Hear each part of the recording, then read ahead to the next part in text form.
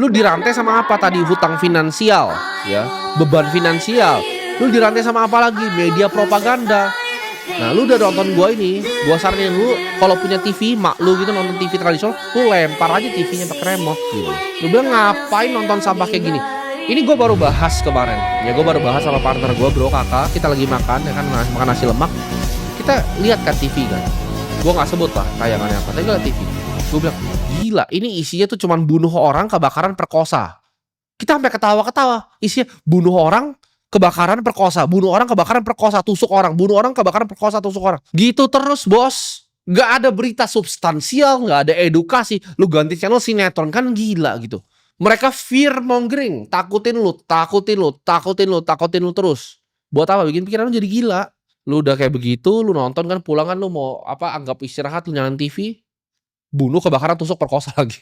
Capek gak sih? Lu buang aja gitu tradisional media, lu buang ke laut, jangan sampai mereka bisa syuting lagi. Lu ngapain kasih duit ke mereka terus mereka iklanin lu kan. Sampo gitu kan, mereka dapat duit 1 M gitu. Ngapain lu kasih makan orang-orang kayak begitu? Stop gitu pembodohan publik. Stop gitu bilang. Oh ini penyakit, pakai masker, masker. Masker. Gue zaman dulu ya sering banget gue pengen berantem gitu kan sama orang. Gue zaman 2020. Pak, izin Pak pakai masker. Gue bilang, enggak, saya enggak berkenan pakai masker. Pak, tapi peraturan, saya enggak peduli peraturan kamu. Enggak peduli gue peraturannya.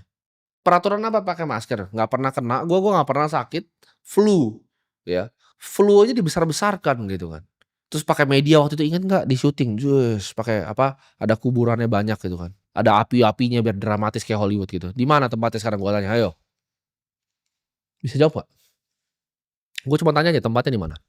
Ada loh di media waktu itu. Gue simpen videonya di sini. Saya nggak mau gue tayangin, ntar ketahuan medianya yang mana. Ada itu pakai dramatis banget loh itu. Dia bikin pakai api-api. Ada kuburannya berjejer gitu kan.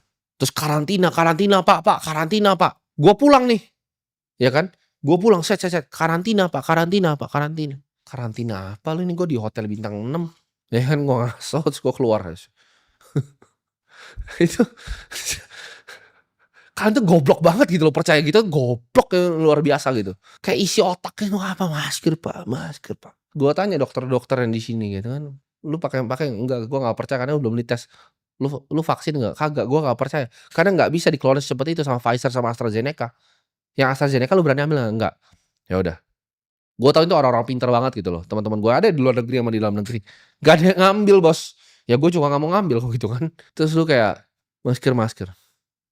Itu lu apa nggak di penjara? Lu bilang, "Enggak, saya punya keputusan sendiri." Enggak. Waktu 2020 semua kayak orang tolol. Terus gue ingat banget, gue pernah bikin tweet di Twitter kan. Mampus lu yang kena. Terus kemarin dikeluarin dari data dari Bloomberg ya. CIA udah confirm bahwa itu adalah biotech weapon dari Wuhan Lab. Mampus gak lu? Yang pakai itu masker ya kan. Apa sih mimpinya yang dibikin ya kan? Lu dikontrol pakai media, ya kan? Lu dikontrol pakai budak finansial, ya uangnya dihusur hutang, KPR. Terus dibilangnya apa? Tenang ya, kamu kerja ya jadi supervisor, jadi manajer, jadi direktur. Ketika umur 65 tahun, kamu mungkin bisa pensiun. Jadi lu dijual mimpinya tuh pensiun tuh 60 tahun gitu loh. Lu kerja rodi jadi budak, terus habis itu lu pensiun.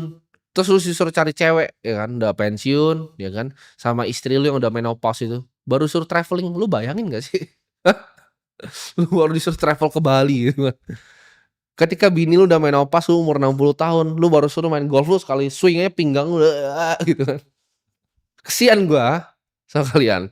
Orang kaya itu lagi fokus loh, kita bangun aset di AI ya, kita bangun apa data center, kita lagi bangun panel surya gitu kan untuk energi. Kita lagi beliin Bitcoin. Lu masih ngapain?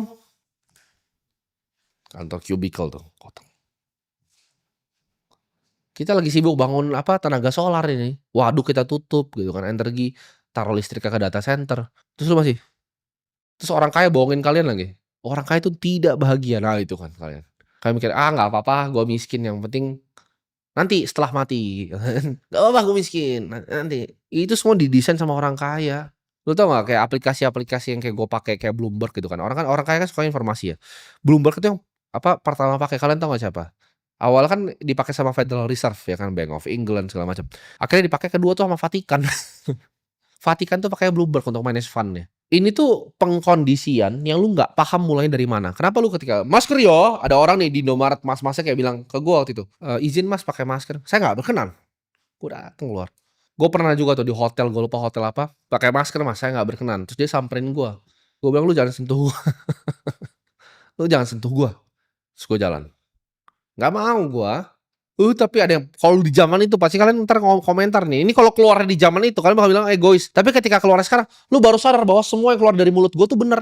Gua bukan orang yang menentang ini baru-baru. Lu tanya teman-teman gua ketika ketika 2020 penyakit setan itu keluar apa yang gua lakukan. Gua pertama kali ngeliat orang tuh ada di TV. Nah, ini bahkan ada di TV tuh. Ingat nggak lu semua? Di sini, awal-awal TV itu ada orang kejang-kejang, gitu. Orangnya mana gua tanya, ayo. Masa flu bisa bikin kejang-kejang? Mana orangnya? Wah, dramatis kan, terus disorot pakai kamera. Gua kan orang kamera. Itu bukan video amatir lagi. Gua orang kamera, Bos. Itu udah dipakai kamera besar. Gua tahu kamera apa itu. Kejang-kejang. Videonya hilang. Udah gak ada lagi. Bikin orang takut, panik ya. Mama lu timbun makanan. Wah, lari ke supermarket. Itu gue paling bingung tuh pas orang lari ke supermarket kan. Gue lagi di mall di sini. Terus orang lari gitu kan. Indomie. Saya ampun, goblok lu semua. Kenapa? Pengkondisian dari dulu, dari zaman sekolah. "Permisi Bu Guru, saya mau pipis." Itu apa sih? Hah? Ada belnya, teng tong, udah saya. Itu tuh nggak bel tuh buat apa? Itu bel pabrik, Bos. Teng tong, masuk, pulang, makan. Ada jam makannya ya makan aja kalau lu mau makan gitu kan. Kenapa kayak haram banget gitu makan pas pelajaran gitu? Emang nggak boleh lu nonton gua gini ambil makan? Kenapa haram gitu? Makan nggak boleh. Ada jamnya, jam makan. Karena itu budak. Cuman budak yang ada jam makannya. Gua nggak ada jam makan. Ya. Gue pernah ditampar sama guru waktu itu. Gue lupa guru apa, guru geografi kalau gue nggak salah, masih inget gue. Guru geografi gue tuh pernah tampar gue. Karena gue pernah angkat tangan gini kan. Orang kan angkat tangan kan. Gue tuh selalu langsung jalan keluar. Terus tanya, "Kenapa kamu nggak izin?" "Ya saya nggak mau izin. Saya mau ke toilet." "Ngapain gue ke toilet mesti izin lu? Kayak apa hubungannya lu sama gue kencing gitu loh." Kayak itu dari dulu tuh nggak pernah masuk di pikiran gue. Kenapa? "Misi Bu Guru, saya mau ke toilet." Itu sistem goblok gitu loh. Itu bikin lu semua jadi budak, makanya nggak bisa mikir. Ketika masker ya, ketika KPR ya. Sertifikat tanah, itu lu nggak bisa tahu mana yang benar, mana yang salah. Kenapa kamu nggak sopan nih motif? Memang saya nggak mau sopan. Kalau menurut lu itu adalah izin untuk kencing itu kesopanan ya gue nggak mau ya. Kenapa? Karena semua kode moral, etika yang dibikin sekolah itu dibikin sama manusia. Itu mental conditioning ya. Lu disuruh bel tong makan kapan, izin ya Bu Guru mau ke toilet, ujian ya, menghafal ya. Kalau ada yang kreatif lu buang kreativitas lu. Hafal ya. Sejarahnya juga yang ditulis belepotan kok di buku. Gue pas baca bukunya goblok nih tulis buku. Coba itu kan propaganda semuanya. Kenapa kan gue ngomong, gue sekarang juga baru tahu banyak hal ya. Ngomong sama orang-orang di belakang dunia politik, gue tahu itu sejarah isinya semua scam, bohong semua, salah semua tulisannya. Apa sih yang dilakukan sama media-media itu? Fear mongering gue bilang tadi, ya kan. Lu buka isi ada orang tusuk orang. Itu politik, ya kan, debat politik. Terus tadi akan bilang, kalian tuh sebagai warga itu harus pinter politik ya, harus melek politik. Ya. Gue melek politik pun gue nggak pernah mau bahas tentang politik di sini. Kalian yang nggak punya duit tapi kalian jadi ahli politik, fungsinya apa sih di teman-teman kalian? Kelihatan keren lu di tongkrongan. Lu debatin temen lu sampai berantem tentang politik. Udah bayar dulu lah itu, jangan nyicil dulu, bayar es teh ya. Bayar dulu. Kan lu nonton Rocky Gerung sekali set ya, kayak wah gue filsuf nih. Ahli politik nih gue gitu kan. Nggak begitu teman-teman ya. Nggak perlu begitu. Fokus dulu, benahin diri sendiri. Ya ibarat pesawat lu pakai masker oksigen untuk diri sendiri baru pakai ke orang lain. Lu aja belum bener kalau lu ngurusin orang lain, kalau lu ngurusin negara, lu ngurusin politik. Fungsi lu apa? Balik lagi nanti kalian akan bilang, "Oh, ini adanya demokrasi." Ya itu nantilah, itu buat video nanti gitu. Tapi kalian tuh udah dikondisin buat jadi budak ya. Coba gua tanya tentang makro, lu tahu apa? Tapi kalau gua tanya, siapa yang selingkuh kemarin? Nah, tahu semua lu. Ini selingkuh, anaknya ini kabur sama cowok, gini, lu tahu semua gosipnya. Kalau gua tanya, "Oke, interest rate kemarin apa yang terjadi? Di Jepang apa yang terjadi? Bank of Japan ngapain?" Nggak bisa jawab. Nggak aware tentang situasi asli yang terjadi di dunia. Aware-nya tentang gosip artis. Balik lagi, itu semua didesain entertainment, badut-badut ini semua dikasih ke depan kalian, disogohin ke depan kalian. Ini ada alasannya. Gue ngomong kayak begini tuh berbahaya untuk mereka. Tapi gue kalau ngebadut, mereka akan dorong gue ke algoritma. Niat jadi pengusaha itu lu dibunuh ya. Semuanya tuh didesain untuk jadi monyet pabrik. kalian dibunuh niat pengusahanya. Ketika dulu jualan di sekolah, lu diketawain, lu mau jualan nih, lu kan dengerin gua, lu mau jualan nasi uduk di sekolah, jualan nasi uduk, sama teman-teman lu yang semuanya monyet yang, "Bu guru saya mau pipis," gitu. Itu yang gua udah tahu dari dulu, makanya gua males main gitu loh di sekolah. Karena gua fokus jualan aja, gua jualan di luar, biarin di depan mereka duduk, mau masuk kelas yang duduk paling depan. "Ya Bu guru." Belajar sejarah palsu belajar. Nilai 100 ya kan, apply, kerja ya kan. Coba lu lihat sekarang semua angkatan gua, yang satu sekolah sama gua, jadi apa semuanya. Kalau datang sini gua suruh nyapu kali sini kantor gua. Tapi dulu dulu nggak ada yang pernah mikir kan seperti itu. Pemikiran beda ini gua pengen taruh ke kalian, buat kalian jadi orang lebih baik. Kenapa? Karena gua peduli sama kalian. Ya gua nggak pengen lihat lu jadi budak tadi yang bel, ting tong gitu. Karena entar belnya udah nggak ada lagi, lu diganti sama robot. Gua zaman dulu itu gua tidur paling belakang. Ya, gue paling belakang, gue datang cuman buat tidur. Ini gue sumpah ya, kalian percaya gue sekolah tuh nggak bawa tas bahkan, bukunya nggak ada yang gue beli. Ya, gue SMA nggak beli buku. Kenapa? Karena kalau lu bener-bener punya otak, ada soal, jawaban tuh udah pilihan ganda tuh jawaban udah di situ. Kalau matematika lu tinggal kerjain terbalik. Kalau punya otak dikit aja lu punya otak gitu. Itu nggak perlu belajar semuanya. Ketika ditanyakan, ini apa nih akuntansi? Gila, gue udah baca buku security analysis segini tebel, terus lu ngajarin gue akuntansi dasar gitu kan. Persamaan dasar akuntansi lu, gue bagus pulang sebenarnya. Itu kalau ada pilihan dulu buat pulang tuh gue udah pulang, kan kadang gue kabur gitu karena ngapain gue belajar pelajaran monyet begini gitu loh. Itu gue disuruh belajar dengan pace yang sama monyet-monyet lain gitu. Jadi itu yang gue nggak bisa, harus keluar dari sistem seperti itu. Ngapain lu belajar materi 1 jam kalau bisa pelajarin dalam 5 menit, ya kan? Ngoceh 5 menit. Kenapa? Kenapa seperti itu? Kalian kan anggap ini sebagai hinaan kan? Enggak. Kenapa? Lu pikir coba, pikir matang-matang. Kenapa sejam itu belajarnya, itu pelajaran yang bisa sebenarnya dipelajari 5 menit. Karena mereka selalu ngajarin waktu itu ditukar sama uang. Nah ini yang bahaya, ini yang bikin lu jadi budak. Mereka ngajarin waktu itu ditukar sama uang. Lu gak pernah diajarin konsep uang jadi uang. Selalu waktu lu ditukar untuk uang. Tapi apa yang dilakukan orang-orang kayak gua? Gua selalu tukar uang gua untuk waktu. Ya. Orang bilang, "Kenapa naik private jet?" Karena gua nggak usah ngantri, turun langsung turun, nggak nunggu dulu lama gini kan. Dia buka pintunya lama. Private jet tuh cepet turun, buka turun karpet. Naik juga sama, Halim masuk lounge langsung kiri naik pesawat. Gua nggak zigzag dulu begini.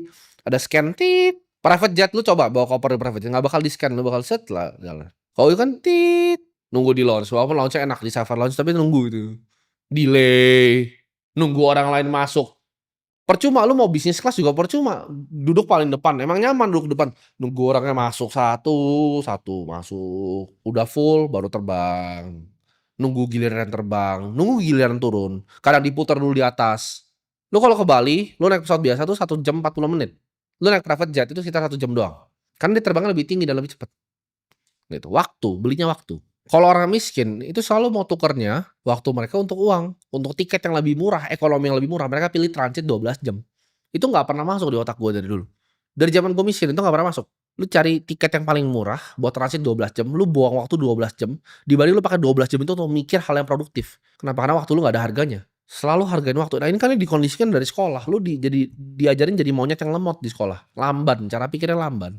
Jadi lu harus ngerti, ketika gue bilang lu gak punya waktu untuk tidur siang, lu kayak bayi, ya lu gak punya waktu untuk jadi orang yang depresi. Kenapa? Karena waktunya sebentar lagi bos, ya 2030 itu sebentar lagi. Gue setiap bangun, gue fokus 100% dari otak gue, fokus untuk gimana caranya gue jadi terbaik, jadi investor yang lebih baik. Di craft gue ini cara gue jadi yang lebih baik itu gimana, itu yang gak usah pikirin. Lu mau orang tua lu tiap hari nangis karena bebannya berat, ya. Karena di setiap keluarga, gue percaya pasti ada satu orang yang berhasil mengeluarkan semuanya. Dan gue harap itu kalian nonton ini. Gue di sini bukan untuk menghina kalian. Gue ngajarin kalian. Kayak di keluarga gue, akhirnya gue kan satu orang yang beda, ya. Yang dulu nyokap gue takut karena gue dibilang nakal di sekolah, dipanggil terus dia ke sekolah dulu karena gue kabur terus karena gue ngerasa pelajaran monyet gitu. Terus terbukti kan gue yang bener gitu. Gue 18 tahun keluar dari SMA itu, gue ngajarin sekuritas loh cara baca laporan keuangan. Gue lebih pintar dari semua guru akuntansi gue di situ. Terus ngapain gue datang ke situ? Gitu. Itu tempat buat monyet gitu menurut gua. Jadi akhirnya ada satu orang gitu yang willing to do the hard work, yang willing to be smarter, belajar terus, baca buku terus, telan buku segini gua telan. Apapun gua bayar untuk investasi leher ke atas gua lakukan. Berapapun uang yang gua punya selalu gua beliin balik untuk investasi leher ke atas. Itu yang gua lakukan dulu dan akhirnya sekarang ya semua keluarga gua udah pensiun. sampai 3, 4 turunan ke bawah udah nggak perlu kerja lagi sekarang. Mungkin banyak yang tanya deh kali, "Kenapa gua nggak ke orang lain? Kenapa gua masih buka kamera ini? Kenapa gua masih peduli sama kalian? Kenapa gua nggak naik jet aja fuck off ke Saint Moritz di Swiss gitu?" Terus gua liat mobil-mobil klasik, terus gua fuck off ngeliatin kalian gitu. Jawabannya sederhana, karena gua juga dulu budak kayak lu. Gua tuh dirantai dulu, tahu kan, gua udah tahu gua harus lepas, tapi akhirnya bisa lepas. Gua berjanji di diri gua, ketika gua bisa lepasin rantai ini, gua akan bantu lepasin kalian satu-satu. Itu janji gua ke diri gua sendiri. Gua udah tahu gua dirantai, tapi problemnya kalian banyak yang bahkan nggak tahu kalian tuh dirantai nih. Kalian udah tahu nih, lu dirantai nih sekarang. Gua dulu dirantai, gua udah pengen lepas di sekolah tuh anjing, gua nggak mau pipis bu gitu loh. Gua udah tahu dirantai bangsat ini. Cuman gue janji, kalau ini berhasil gue pecahin rantainya, gue akan bantu bukain kalian satu-satu. Buat yang mau dengerin gue, karena nggak banyak yang mau dengerin gue. Ya mungkin 99% ini nggak mau dengerin gue. 1% yang mau lempar TV-nya itu stop lu dengerin TV-TV monyet kayak begitu. 1% dong. Gue ngomong ke lu semua 1% ini. Gue pengen bukain rantai lu. Karena akan ada perlawanan yang gue mau bikin di sini. Ya, dari kalian semua. Gue nggak mau lihat orang tuh dirantai begini terus. Ya, ada caranya dan gue tahu caranya. Lu adalah orang yang tipe nggak pernah ngasih effort ya, 150% ke apa yang lu pernah kerjain. Gue selalu kasih 150% terbaik. Apapun yang gue kerjain, gue akan jadi yang terbaik. Gue nyetir mobil, gue anggap itu ada presiden di belakang gue. Gimana caranya gue nggak ngerem-ngerem, ngegas-ngegas kayak orang tolol gitu, kayak angkot gitu. Lu nggak pernah mikir seperti itu, ya. Gimana caranya nyetir bahan yang efisien? Gue kalau mutusin main basket, gue pastiin gue jadi yang terbaik. Gue mutusin gue main piano, gue pastiin gue jadi yang terbaik. Gue mutusin buat main game, bahkan gue coba yang jadi yang terbaik. Gue mutusin untuk nyalain kamera ini, ya coba lah at least untuk bikin yang terbaik. Ya karena gue bagi ilmu kan di sini. Gue nyalain kamera ini buat apa? Buat kalian stop gitu nonton influencer sampah. Gue tuh baru nyalain kamera ini 2-3 tahun lalu kan. Gue benci banget gitu dulu. Ada yang aja, oh ini cara investasi saham, ini cara investasi kripto. Tapi mobil lu Avanza gitu. Apa sih yang lu ngerti tentang saham? Apa sih yang lu ngerti tentang kripto? Influencer LCGC ini, gue pengen mereka semua channelnya mati gitu. Nggak ada lagi, lu lempar aja buang tong sampah gitu. Atau orang ngaku-ngaku, oh ini ada orang punya duit 20 miliar. Jadi lu pikir gitu yang dalam. Pikir matang-matang gitu. Mana yang bener, mana yang ngemeng gitu. Bisnis gue real, lu bisa lihat aja gitu video-video gue yang gue bikin sebelumnya. Keluar dari rantai itu memang nggak gampang. Mungkin leher lu berdarah-berdarah sedikit, tangan lu mungkin ada yang buntung. Tapi kalau lu di rantai tangan lu beneran mau lepas, itu jempol lu sendiri lu patahin kan buat keluar. Lu berani nggak patahin jempol lu untuk keluar? Gue berani patahin jempol gue untuk keluar, untuk bantuin kalian semua ini. Problemnya apa? Orang tuh kebanyakan nggak punya biji. Lu bahkan tahu lu rantai, tapi nggak apa-apa lah. Gue begini KPR.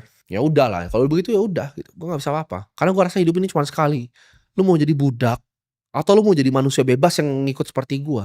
Cuman itu pilihan lo. Gue harap ada sedikit dari lu yang tersentuh dan sadar lu dirantai dan mikir, oke, gimana caranya gue lepas dari sini? Persis seperti gue dulu.